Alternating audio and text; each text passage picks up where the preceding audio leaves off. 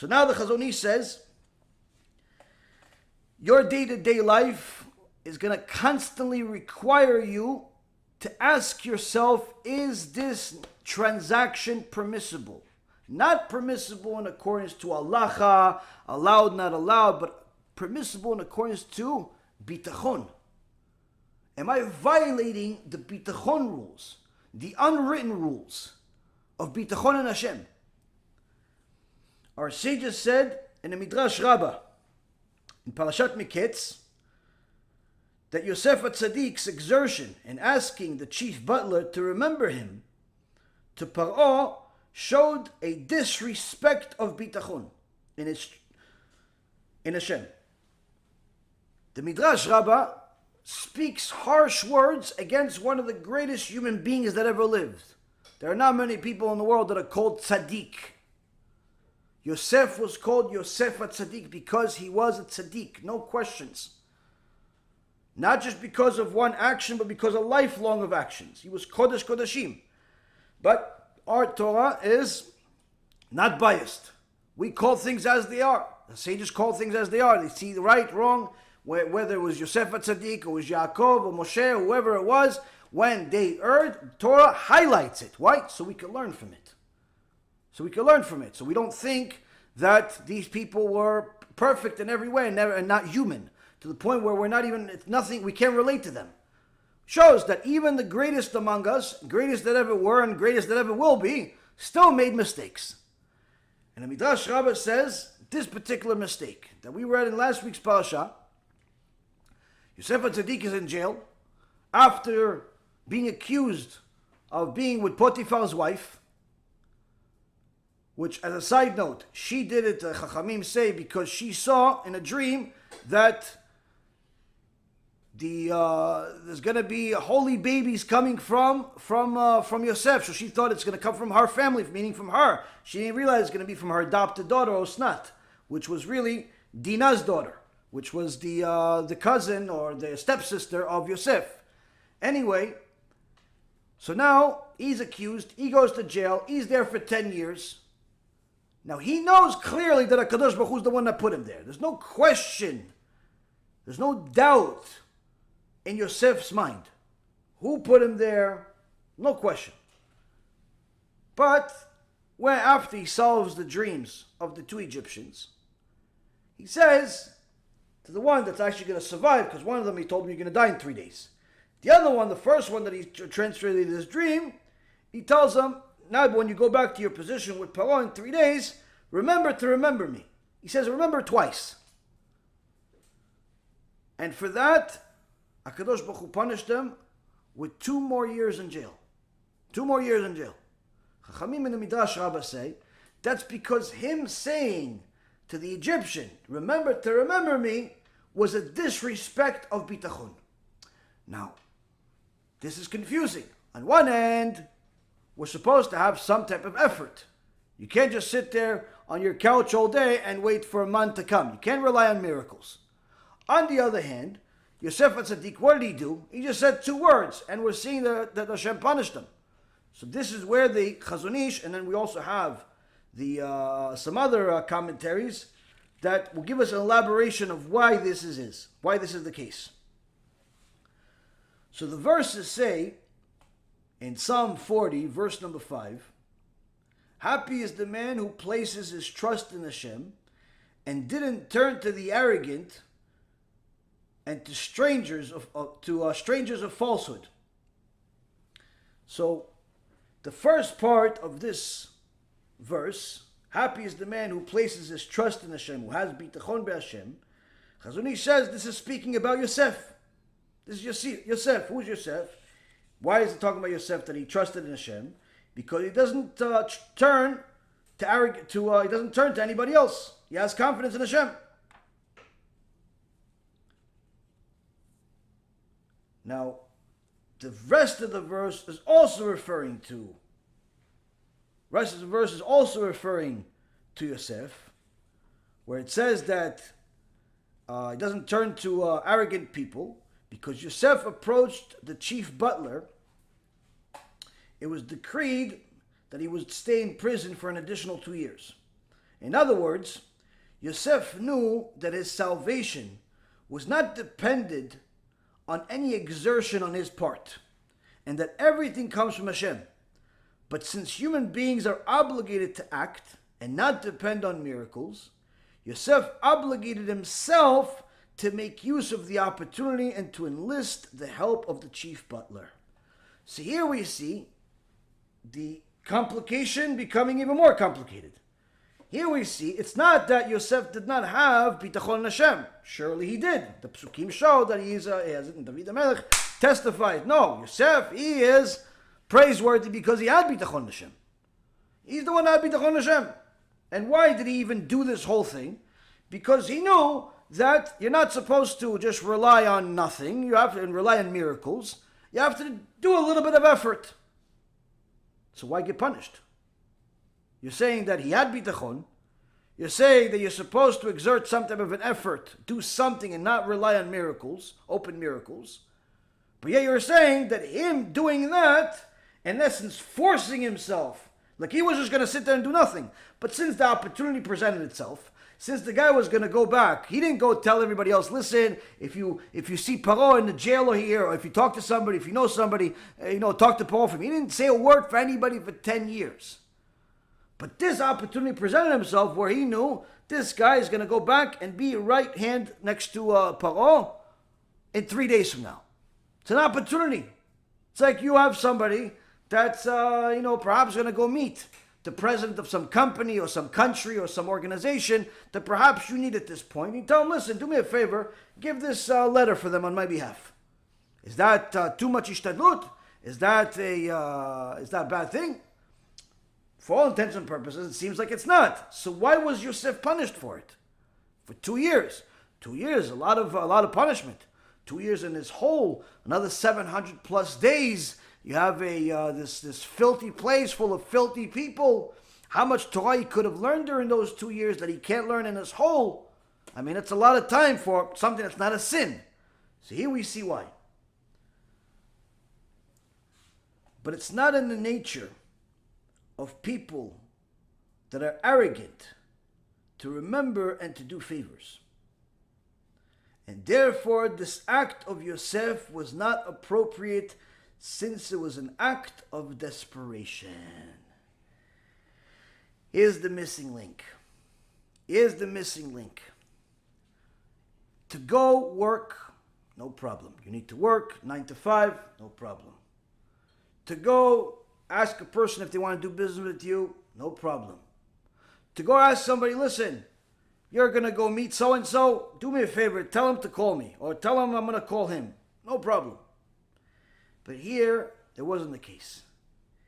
Here, Yosef was going to a specific person using a specific opportunity, and he's going to someone that's called a re'avim. Re'avim are arrogant people.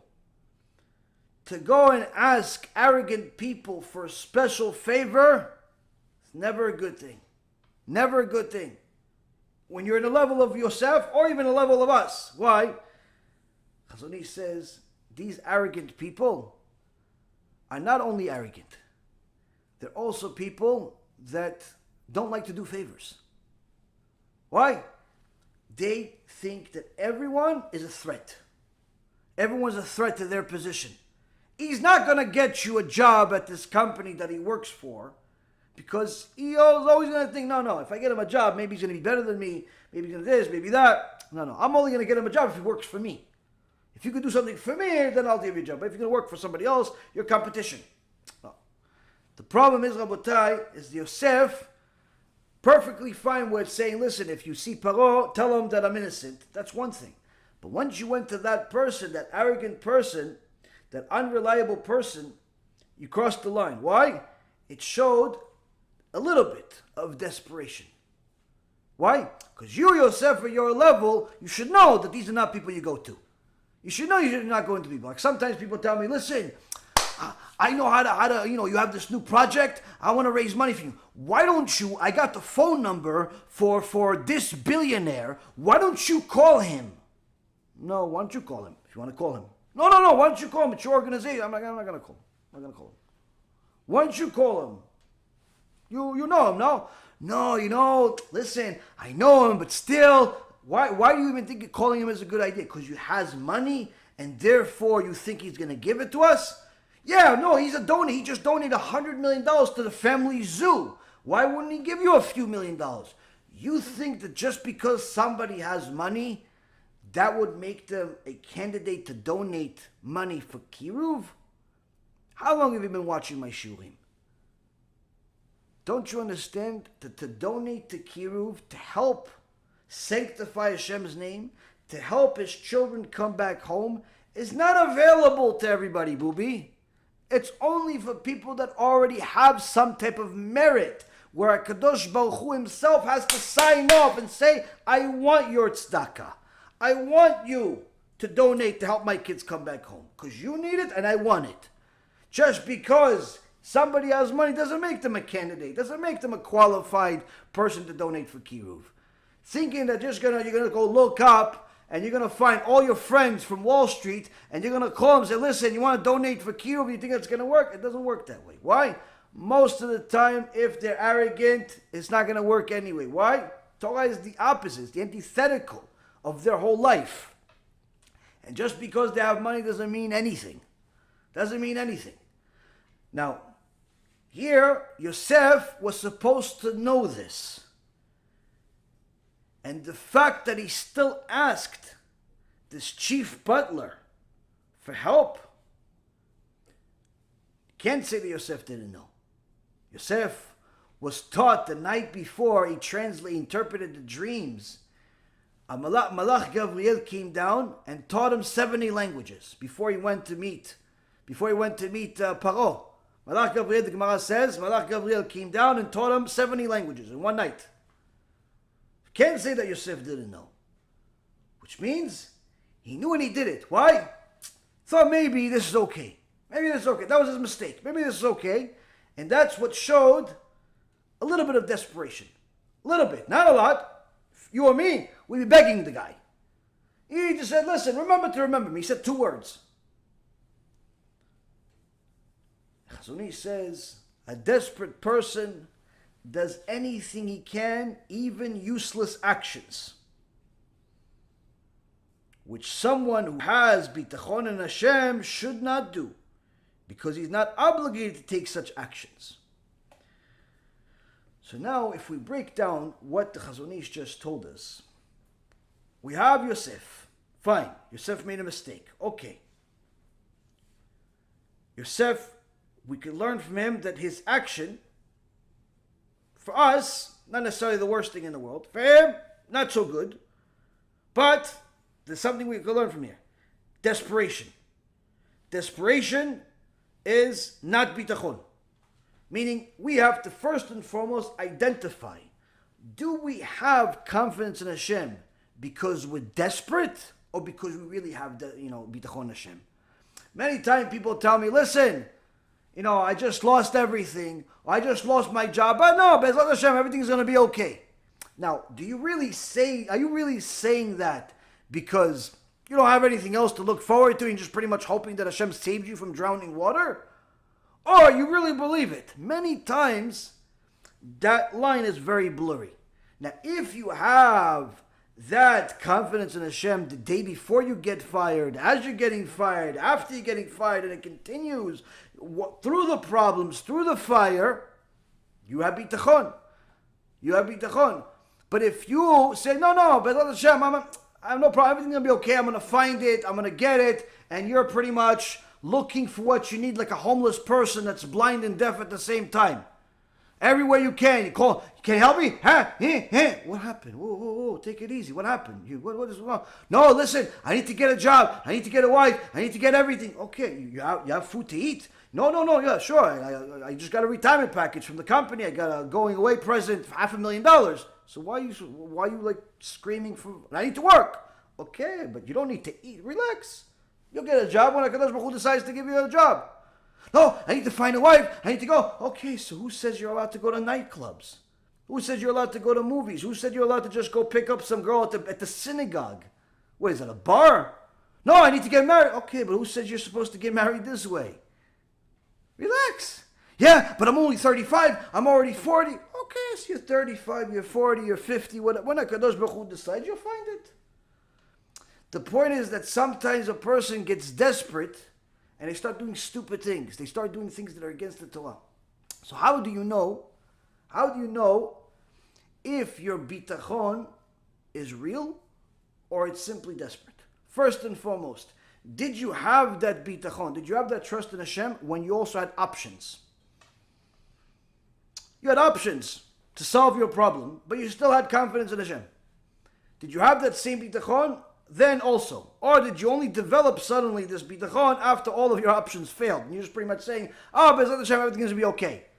Now, once you're pretty much 5 minutes from dying to say, B'ezrat Hashem, everything's going to be okay, that's not bitachon, it's desperation. That's like you don't really have anything. You have no options. So pretty much you're saying, B'ezrat Hashem. B'ezrat Hashem. So that's the thing. You have to know, first and foremost, where desperation is. Whether you have real bitachon or you have desperation. Second thing is, he says that there's certain things, someone that trusts in Hashem, that has trust in Hashem, has bitachon in Hashem, you just shouldn't do just because you have trust in Hashem. And also, know that how do you determine that you shouldn't do them? How do you determine that there's certain things you shouldn't do? Because these are things that are beyond your obligation. Beyond your obligation. For example, to work to make a living, you need to do. Why? Because you need to eat. To work 2, 3, 4 jobs, that's too much. That's too much. Your effort should be minimum requirement. To go look for a shidduch, give your name to a shatchan, shatchanit, no problem. Sign up on some of these a website that you're looking for a shidduch. Okay, that's what you want to do, no problem. But to sign up to every single website in the world, have 500 shatchanim, your name, give a bounty on the internet, $10,000 to anyone that sends me my bride, that's a little bit too much. That's an overkill. That means you have zero bitachon. You're trying to pretty much help God. You don't have any confidence in Hashem whatsoever that He's going to give you the blessing. Sending your resume, look for a job, no problem. That's normal business practice. But to be crazy, to go above and beyond your obligation, that's already showing desperation. And that you should not do. That you should not do. And this act of Yosef the Chazon Ish continues. As it were, was akin to throwing dust on the glory of his emunah and bitachon in Hashem, and since it was not obligatory, it was forbidden. In the level of someone that has bitachon already, if a person doesn't have anything, they should know there's certain things you should do, required, you need to get a job, you need to get married, you need to do certain things, basic minimum of things. Only things the minimum of minimum requirement of the physical world, maximum of the spiritual world. You can pray, you can give tzedakah, you could learn Torah, you could do all those things as much as possible. Physical stuff, material stuff, minimum. As minimum as minimum. Someone that have emunah, that's in essence where they should aspire to. Someone that have bitachon, that's what they should aspire to. Lower the amount of a material effort that you have, physical effort that you have, lower it as much as possible. Don't do anything above and beyond, and increase your spiritual efforts. Someone that already has bitachon, someone that's already frum, someone that already thinks of themselves as someone that has bitachon, Chazon Ish says something different to them. He says, if you're not supposed to do it because it's too much effort, then for you, it's forbidden.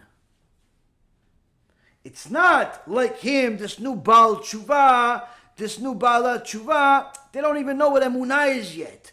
So for them, it's just, you shouldn't do it, you're trying too hard, mommy, you're trying too hard, Abba, you're trying too hard, you're trying too hard. No, you don't need to kill yourself. You don't need to work on weekends also to make a living. You don't need to kill yourself.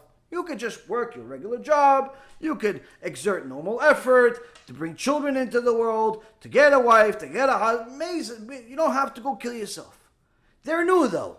So if they mess up here and there, it's not the end of the world. It's just over time, B'ezrat Hashem, they'll grow. But you that are already in the Torah world for a while, you call yourself an avrech, You call yourself a Ben Torah. You call yourself a Rabbanit. When you exert extra effort, it's forbidden. Why forbidden? You should know. You should know. That's what happened with Yosef.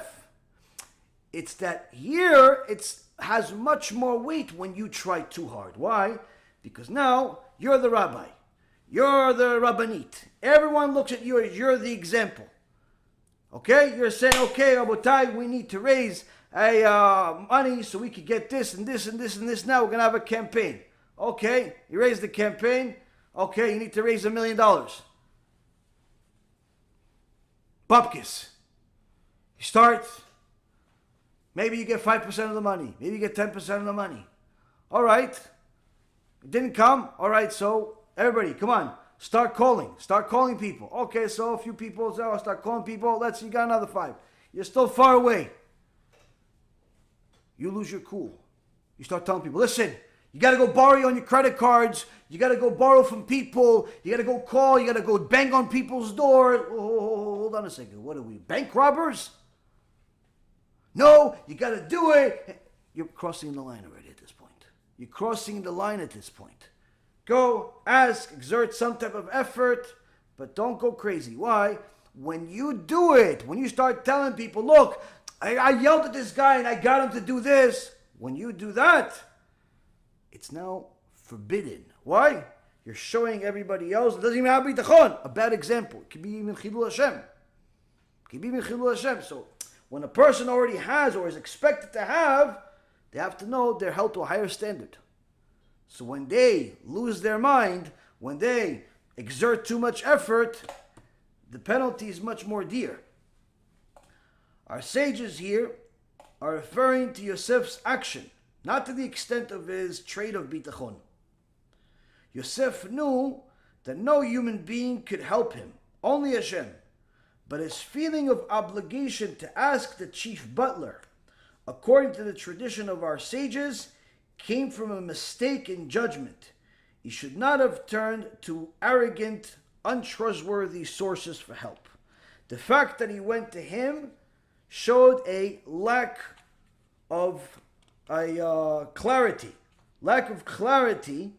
of what Bitachon really is in his level, meaning that he had disrespect for Bitachon in so many words.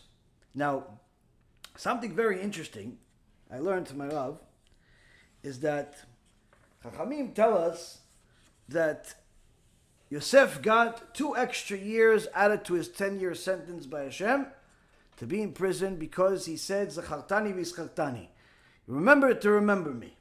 He said, remember twice. So for each one, he got a year added to prison. So the Brisker Rav asks, how many years would Yosef HaTzadik get added to the sentence if he only said, remember once to the butler? Zachartani. Not 2. No. I know you all know the answer, but I'll tell you anyway. If he would have said it one time, logically, I would think, you guys probably know the real answer. I would think, okay, instead of 2 years, added 1 more year. Why? If 2 times were said, remember me, means 2 years. 1, remember, means 1 more year. The Brisker Rav says wrong. Why? If he would have said, remember only 1 time, 0 would be added to his sentence. Nothing. It wouldn't be a sin at all. It wouldn't be a violation. It wouldn't be anything bad. In fact, it would be fulfilling his obligation of ishtadlut, of effort. Because if he would have said 1 time zachartani, he's simply using the chief butler to plead with Hashem. He knows that the chief butler can't do anything. Hashem has to sign off on it. So in essence, he's using the chief butler in order to plead with Hashem. That's his ishtadlut, that's his effort. And therefore, why does he need to say it twice? What, Hashem forgot? You said it twice to this guy. What, as if Hashem didn't hear the first time? That's the problem. When you just simply go to work and you just do your basic efforts, Chazaku Baruch.